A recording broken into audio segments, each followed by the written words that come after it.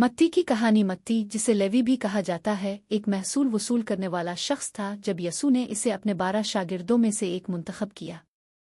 समाज में इसे एक गुनाहगार और अजनबी समझा जाता था, लेकिन मत्ती का तहुल यसू के इस मिशन की अक्कासी करता है जिसका मकसद खोए हुए लोगों को बचाना था। बाद में इसने मत्ती की इंजील लिखी, जो नए अहदनामे की पहली किताब है। इसका मकसद बुनियादी तौर पर यहूदियों के लिए था और इसमें यसू को वदा शदा मसीह और पुराने अहदनामे की निबूतों की तकमील के तौर पर पेश किया गया है। मत्ती की इंजील उसके यसू के तालीमात, मोजिज़ात, तमसीलों और अच्छे पैगाम के फैलाव के आखिर में हुक्म पर मरकूज है।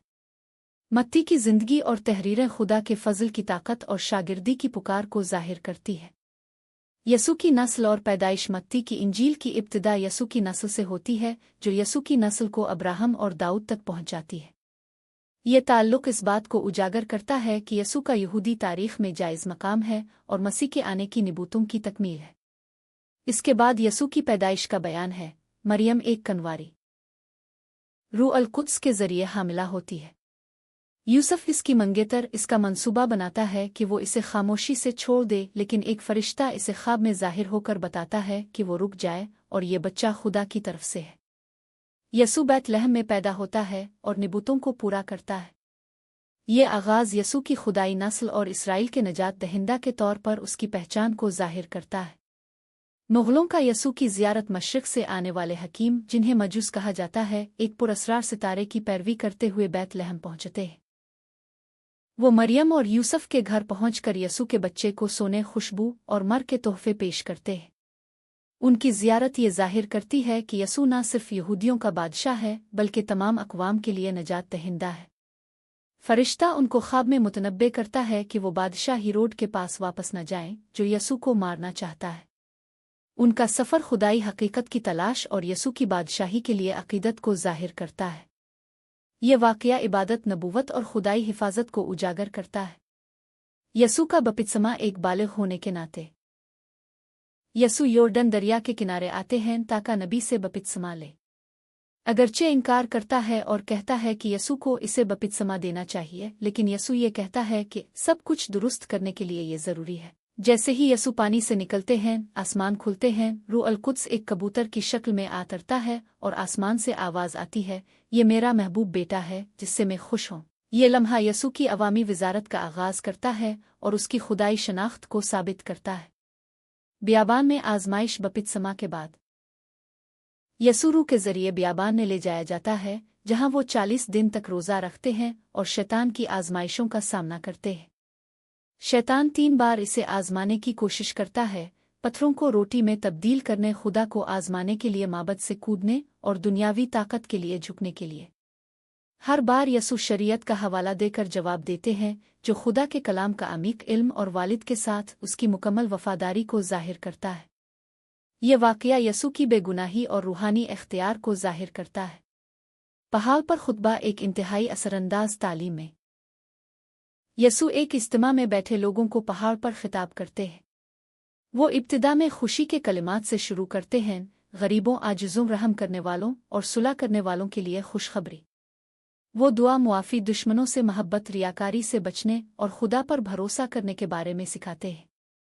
वो बैरूनी मजहबियत के बजाय अंदरूनी रास्तबाजी पर जोर देते हैं और खुदा की बादशाही का दिल दिखाते हैं।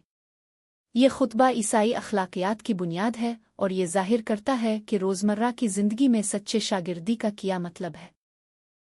मुजिज़े और शिफा। मत्ती यसू के बेशुमार मोजिज़ात का जिक्र करते हैं, जो इसकी खुदाई ताकत और हमदर्दी को जाहिर करते हैं।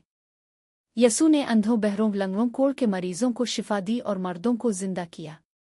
इसने तूफानों को पुरसुकून किया, थोड़ी सी रोटी और मछलियों से हज़ारों लोगों को खाना दिया और शैतानों को निकाला। ये मुजिज़े सिर्फ ताकत के मुजाहरे नहीं हैं, बल्कि ये इस बात का निशान हैं कि खुदा की बादशाही दुनिया में दाखिल हो रही है। वो यसू की शनाख्त की तस्दीक करते हैं और पैरोकारों के ईमान को मजबूत करते हैं। खुदा की बादशाही की तिम्सल यसू अक्सर तमसीलत में सिखाते हैं, मुख्तसर अलामती कहानियाँ जो रूहानी सच्चाइयाँ जाहिर करती है। मत्ती की इंजील में वो तमसीलत जैसे बीज बोने वाला, मस्टर्ड का बीज, छपी हुई खजाना और कीमती मोती शेयर करते हैं। ये कहानियाँ खुदा की बादशाही की नौयत को बयान करती हैं कैसी वो खामोशी से बढ़ती है, ज़ाती कुर्बानी की ज़रूरत होती है और जो इसे तलाश करते हैं उनके लिए बड़ी कीमत रखती है।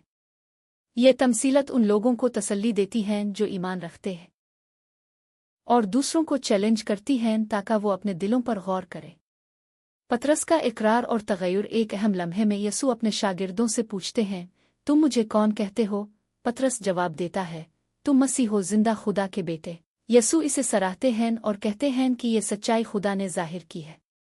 इसके फौरन बाद यसू पतरस, याकूब और यूहन्ना को एक बुलंद पहाड़ पर ले जाते हैं जहां वो उनके सामने तगय्युर पजीर हो जाते हैं। उनका चेहरा सूरज की तरह चमक रहा है और उनके कपड़े दायली हुई सफ़ेद हैं।